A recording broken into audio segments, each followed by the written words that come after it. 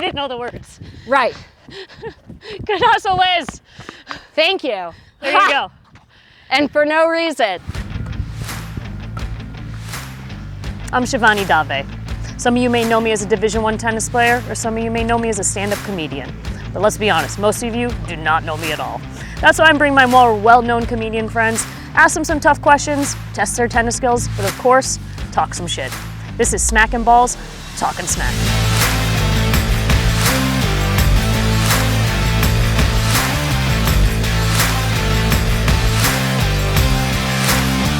Today's guest is Liz Glazer. Liz Glazer is a stand-up comedian, actor, and writer who used to be a tenured law professor. She is fresh off her late-night debut on The Tonight Show with Jimmy Fallon, and her latest special, Do You Know Who I'm Not?, is out now on YouTube.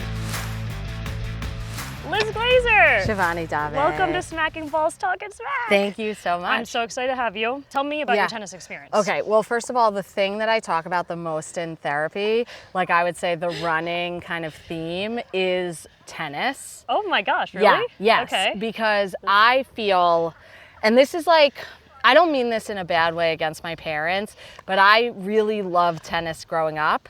And I feel like I could have been a more serious player, but I don't think that, my parents were very into education, and also I probably wasn't that good. Well, your parents sound Indian, so. They are, yeah, they are. Okay. I mean. So, I mean, we're in the same boat. Okay, but you're a professional tennis player, so we're not. I think my parents were like, they saw my older brother. Okay. He was really smart. Okay. And then they saw me. They're like, no, not so much. Okay. So got it. They were like, we need her to be good at something. Oh. And I think I gravitated to sports, whatever it was. I recently did a show, and in the audience of the show, which was in the city, there was a guy named Scott, and he comes up to me after the show and he's like, I'm a tennis teacher. I must have been talking about tennis on stage. I don't remember why, but I was, because he's like, I could teach you tennis, and now he does. Yeah. And I've gotten better. I love that. I wish I could pronounce his last name, but I can't. Do you know what ethnicity is? It's Polish. Okay. So it's a lot of consonants in a row with some O's and Y's and K's. Okay, we can figure it out. Okay, yeah, he's amazing. Okay, so you're part of a club.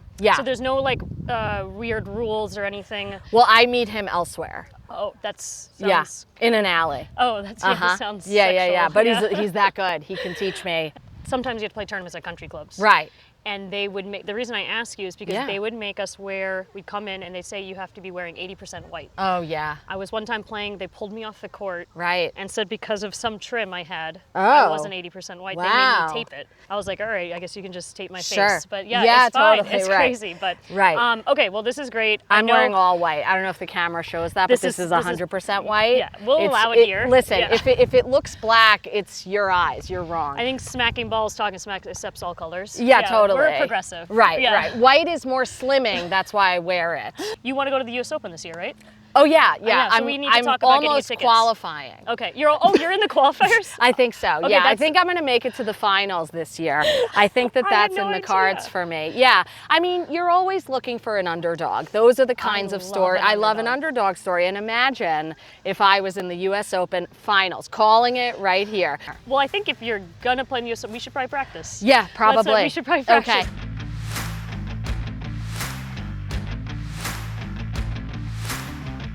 Right, Liz Glazer. First of all, congratulations on your special. Oh, thank you. Do you know who I'm not? You shot it in South Orange. SOPAC, South Orange Performing Arts Center. Why South Orange? Well, it's nearby, but also it's a great theater. I mean, what I love about it is it's like, I love like New Jersey. I'm from New Jersey.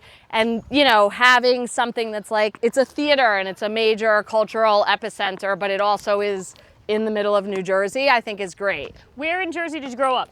I grew up in Bergen County, so like Fort Lee area. And so I know NJ gets a lot of rap, right, from New Yorkers. Yeah. Like, how would you defend New Jersey to a New Yorker? It's 100% better. And I think that the New Jersey jokes are just a conspiracy to keep people out. And I'm fine with that. So like when someone says, hey, you can't take a left turn in Jersey. Jersey sucks. What is your defense point there? You're a lawyer, so. I mean, I don't really care about defending New Jersey because I know it's great. Yeah. So to me, you know, if somebody doesn't like it, that's perfectly fine with me. That's perfectly fine with you. I love that. You're just confident about Jersey. Yeah. You sound like a New Yorker. A lot of people know this about you, but you are a law professor to comic. Yeah. And man, I think you've made Indian parents proud already since you've talked, but the amount of degrees and schools that you went to. I know. UPenn, Northwestern, Loyola. And if we're doing impressive stuff, I love a good deal. And I got 2 degrees for the price of 1. And that probably made my parents just as proud. Yeah, philosophy, and what was the other one? Well, it was a master's in philosophy. Okay. And so I love that the cut will be that I got a master's in philosophy as I'm missing a ball. Listen, you can't win them all, you know, except at tennis. That I could have been a pro. Just kidding. No, you would have been. I can see your strokes. They're looking great. Oh, thank you. Yeah, we're just blaming the parents. Like, that's what therapy teaches you, right? Yeah. Kinda. A little bit. Kinda. Just say, hey, it's my parents' fault. I do really want to know. Yeah. I've met your wife, Karen, once. She's a rabbi. She is. And being married to a rabbi, was she a rabbi when you met her? Yeah. Okay. I mean, I think the main thing is like, you know, I'm gay. My parents weren't into that when I came out. But then when I started dating a rabbi, they're like, okay, we're proud. Okay, cool. Rabbis So, are gay too. Yeah. Wonderful. Yes. It's okay. like a loophole. Yeah, that's okay. And is there like anything that you would share that's very unique, being married to a rabbi, like a day in the life? Like honestly, on our first date, someone very special in the congregation, and to my wife specifically, died. Like he was dying. Okay. And then he died at dinner, you know, our dinner. Oh. But like, she was like, I'm gonna have to take this phone call because this person's probably, you know, are very likely gonna die. I really handled things like that very well. And not to say, I mean, God forbid, someone should, not die. But if they do, I'm the person you wanna be with. No, I could see Liz in a bind. Yeah. Call Liz Glazer. I do think that's true. You guys have a baby. Yeah. Still we a do. baby? How many months now? Oh, she's 2. She's 2, so she's not a baby. Yeah, well, she's a toddler. I still call her my baby. She did have her first joke. So she was at school. There's like 3 kids, and the teacher was like, you know, I was asking them what they were painting, because they were doing a painting activity. And she's like, you know, Harry said dinosaurs, Miles said flowers, Eloise said paper. Yeah. Which I was like, that's a great joke. Oh my gosh. Just a Eloise. perfect, literal, yeah. I love that. Yeah. Okay, that is amazing. Eloise, I think we'll take a water break.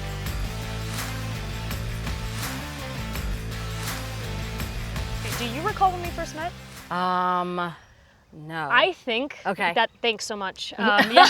Well, I just feel like I've always known you. Yeah, I feel like it does feel like that. Yeah. It does feel like that. That's a good save. But I think it was West Side Comedy Club. I believe that. And I feel like I happened to stumble upon your set. We were both, I think we're doing the show. Yeah. And your wife, Karen, was in the audience. Oh. Does she come to a lot of your shows? No. Okay, so I think I got lucky. Oh yeah, then I know which one you're talking about. And so we'll go back to your special, right? Sure. You talk about having ADHD. Yeah. So it cracked me up because it's not that I think you have ADHD. I mean, it's fine but if you do. you were on stage. Yeah. And you I wouldn't finish a single joke. You went off on a tangent. Yeah. And you called your wife out in the back and said, Karen told me to stay on topic today. Yeah, to at least finish a joke. Yeah, and I was just like, that's amazing. Yeah. Would you run bits by her? Well, sure, and she's very funny. So a lot of times, like, I feel like I'm an okay joke writer, but she's a great joke writer. And so if there's like a joke, the odds are Karen has written it. Okay. Yeah. That's great. Yeah. Wow. Yeah. Karen, you get all the credit. Oh, tons. All the credit. All the money and all the credit. All the money, all the credit. Not that I mean, well, whatever in terms of money. But I mean, you know, it's like you want to be self-deprecating, but you don't want to be self-flagellating. But, you know, generally what I like like to do is like when we get paid in cash, I just like hand it over, you know, but.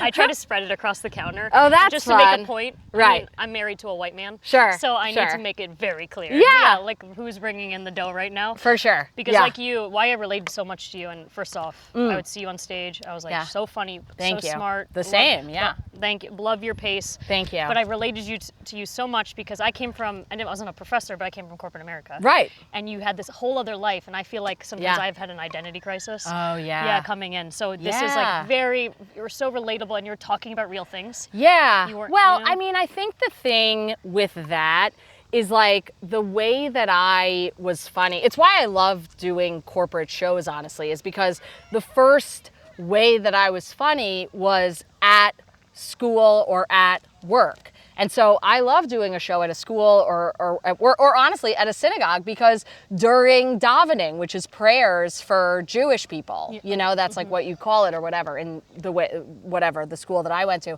And so making jokes in those settings are my original access points for comedy. Right. And so I love when I'm able to be in those spaces. I mean, I love a comedy club too, but like also those other spaces, because then it's like, oh yeah, like this is like being funny at work, which is the best. That's amazing. Yeah. And that's why your story, so again, your special, Do You Know Who I'm Not? How'd you decide that that was the name of the special? Oh, yeah. I mean, basically because SOPAC, which is this big theater, I had opened for Maria Bamford there and Judy Gold there. And those are both like legends, like icons. And it happened that my show with Maria was the first official show of the then incoming executive director. And he knew I lived nearby. He saw me open. I did well. And he's like, okay, great. So now you headline. And I was like, it does not work like that. But of course, like in what we do, you get a spot, you're not going to turn it down.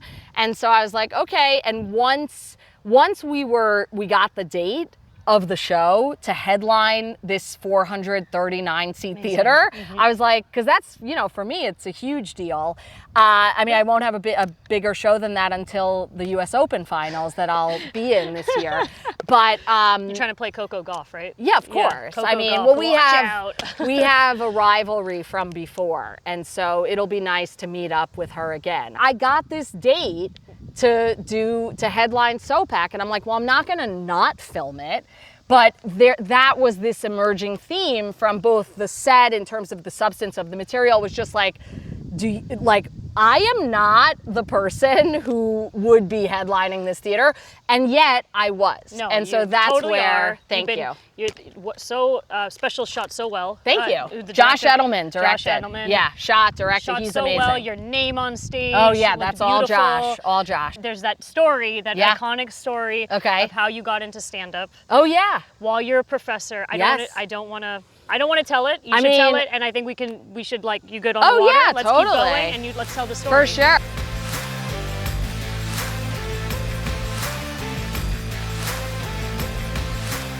There was this one day that it was basically a snow day, and so there were only like 5 students in class, and they were like, oh, Professor Glazer, can you do your stand-up? And I think if I had like a 5-minute act, it would have been fine. But I just like riffed for an hour and a half. And I was like, wow, that was amazing. I'm gonna be amazing in 2 weeks. And then I get a phone call from the associate dean who was like, some of your students came by. Oh, first he was like, how are you? I'm like, honestly, I've never been better. And then he's like, okay, well, because a couple of your students came by and they were concerned for your well-being. And I doubled down. I was like, well, I've never been better. And like, I'm not aware of this. And right. like, this is, what are you talking about? Right. And so, you know, I mean, that was sort of the beginning, in a way, of the end of the kind of illusion of being a law professor being like the right fit for me. I think that's spiritually the significance of that moment. Yeah. Comedically, you know, I mean, I guess it was funny that I almost lost my job as a visiting professor. My mother-in-law asked me after the special. Yeah. She said, is that story true? It's 100% true. 100% true. So there you go. We confirmed it's true. I Yeah. mean, I know you don't lie. I know you can't lie.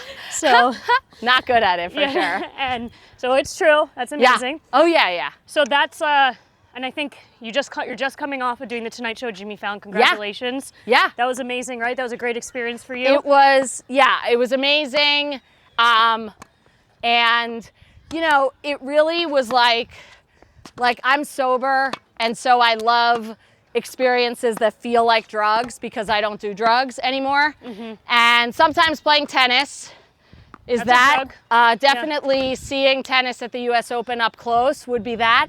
I go to sound baths, things of that nature, you know, to mimic. But doing How long 5 have you minutes. been sober for? Oh, sober? What is it? Like 7 or 8 years, something like that. Congrats. I'm not like a day counter. Okay. I don't do that. Yeah. Listen, if that was my life, get me a drink. That's how I feel about the day counters in sobriety. No offense. So great. So congrats on that. Oh, thanks. But it's also like I don't need it. Like if it wasn't easy, I don't think I would do it. But I've convinced myself, and you know, I really do believe it's true, that it's an easier way for me to live. So in any event, but doing stand-up on the Tonight Show starring Jimmy Fallon felt like drugs. I mean, it's thrilling, right? It's yeah. It was your and it's to his credit and the show's credit that they really make it feel like a party, you know? And so you had a great set. Oh, thanks. Yeah. And I'm sure it felt like that after. It did. Yeah. I mean, it helps that I got a standing ovation. Yes, I'm not going to lie. Yeah. Amazing. Yeah. So that was nice. Yeah. And, you know, I worked the set really a lot. I think I counted that by the time that I actually did the set, it was the 36th time I had run it specifically, you know, front to back during the 2 weeks when I knew that I was going to be doing it. And that's the other thing that I instantaneously notice about you. Again, just keep making the Indian parents proud, but your hustle, your work ethic. Oh, sure. I watched it. Yeah. And Thank I just you. said that's how you got to do it. Like, yeah, you're running around, you're working your butt off. Yeah. You're coming from another world when you started, and you figured it out. And oh, thanks. Yeah, I mean, I guess, you know, I also need all of that in order to do it, you know? So, yeah, but I think that, like, I mean, that's the thing with, like, preparation, you know, is, like, running it that many times made it so that by the 36th time, I mean, you could have pressed play on me, you know? And, of course, like, you can't, you know, deliver it like that, but, like, I knew it so well. Well, that's what makes stand-up and tennis very similar. You got that's a lot of reps, true. A lot of practice. Right. I had a coach one time tell me, I was playing a match one time, I won the first set, then changed up my style, my game. Yeah. Lost the second set, and he comes over and he's like, what are you doing? Ah, interesting. He's like, something was working, and now you're just going to change it? Right. Right, so, I mean, there's something about stand-up where you have to recognize what that is makes working, sense. what's not, what are you going to adjust, what are you going to change, right? It's analytical. Yeah.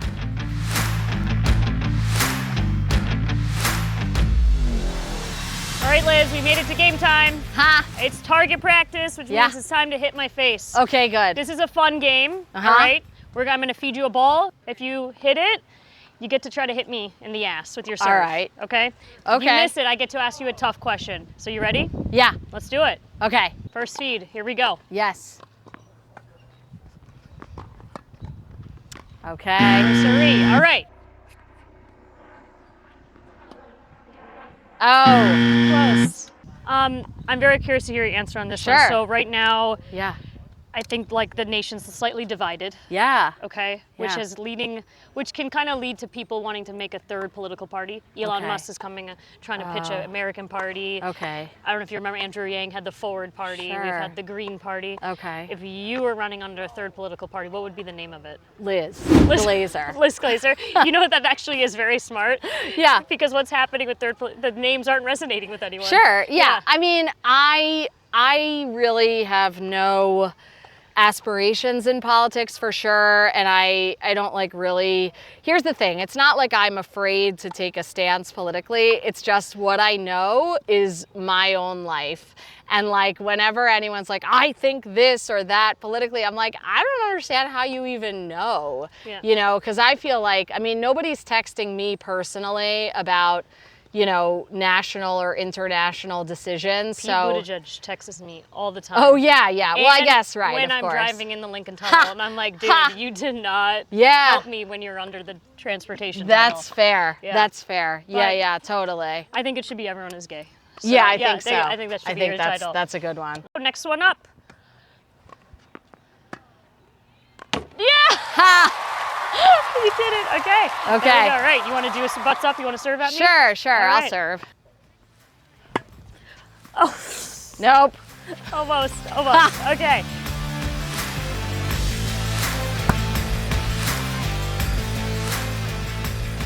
Liz Glazer, thank you for doing Thanks, Snacking Balls Shivani. Talking For Snack. real, it was really great. So excited. You said in your special that you're not great at having fun. Did you have fun today? I did have fun. Okay, good. Yeah, okay. yeah. So you can have fun. I can have fun. What I was saying in the special is that like what my idea of fun, honestly, what I said in the special is that my idea of fun is errands, which I do love. Yeah. But I also, like, I have fun, like if somebody cracks my back, that's like my idea of fun these days. Oh my God, cheap gas, that's fun for me. Costco, right? Well, I can go to Costco, but I have my places that are like to and fro between spots and stuff like that. In Jersey, so full serve, right? Yeah, yeah, it's gotta be. Got it. Right, I always the forget law. that. I try to get out, and then most of my people own them. There's one question I always like to ask. Yeah. Pickleball or tennis? Tennis, all the way. Thank you. Thank you. You know, I've never played pickleball, although this week I'm doing stand-up in not one, but 2 pickleball places. I got a love-hate with pickleball. Really? But Yeah. I don't want to lose my pickleball people. Oh, sure. Yeah, so for sure. I love it when if they ask. Right, right. No, I roasted them for the Good. pickle. I was like, it's Good. like tennis, but easier. And they're like, well, I'm like, well, yeah. Yeah, it's, you don't Yeah. have to move. Sure. So, yeah. Right, right. And you've been moving today. You've been doing great. Yeah, well, I did yoga, and I told you, the gynecologist. So just 2 stretching sessions. Did you, because I mean, I have to ask, did you groom your, Oh, for the gynecologist? no, not for the gynecologist. okay, because that's something that I always ask. Oh, really? Because yeah. I did it, and then I was like, why am I doing this? Yeah, I mean, I don't think I was like in any sort of a bad way specifically, because you know, it is the summer, and I went to the beach recently, and you know, You were, like, whatever. good to go. I'm a Nair girl. Okay. Okay, so I do Nair. I do it on my arms. Oh, you do? They don't look great right Interesting. now. Well, yeah, they don't look great totally. right I mean, I didn't notice anything. No, But not to say. I mean, lose weight listen, after. hair is fine. There's nothing wrong with it. Yeah. But before a big show, like before the Tonight Show, Nair. If there is a Everywhere. company. Pretty much. I mean, not like my head, but like, yeah. No, we have hair product for that. Honestly, like I want to do a television show about my life. That's always what I've wanted to do. And like, I want to do a comedic scene of me covered in Nair. Because I love the idea of being naked comedically. It's very funny to me. Indians are hairy. Sure. So I have to maintain, unfortunately. Okay, yeah. It's I mean, a problem. All right. But I lose weight after I do Nair. Me too. Okay. Hold on. Bless Thank you. you. That was acting method. So we got it. Tennis. Now, I want to know what's going on next. You're coming off a lot of stuff. I know you're hot right now, but what are you excited about? I'm excited about the U.S. Open when I'm going to sit, front and center Didn't you one at time the finals. send me a message about how they are doing warm-up acts for? Yeah. So did you get that gig for us? No, yet? Okay. I didn't. It was like when there was a low attendance a few years ago at, I forget. French Open. And they were like, oh, we should get comedians, and I clipped it, or whatever I sent you, and I was like, it's at this time that they say that.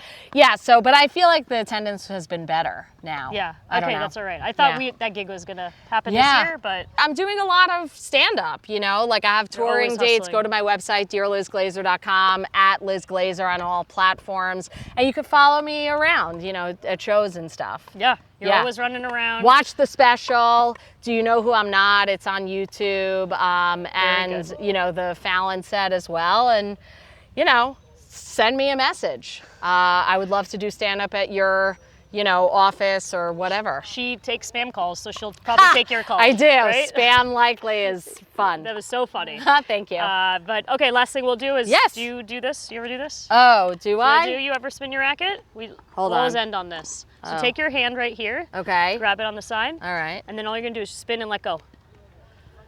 Almost, pretty, not bad. We're gonna do, spin, and then you're just gonna let go. And then 1, 2, 3. See? You got it. You almost got it. Yep. Yeah, there we go. That's getting it. Yeah. There it is. All right, thank you, Liz. Thanks, Shivani.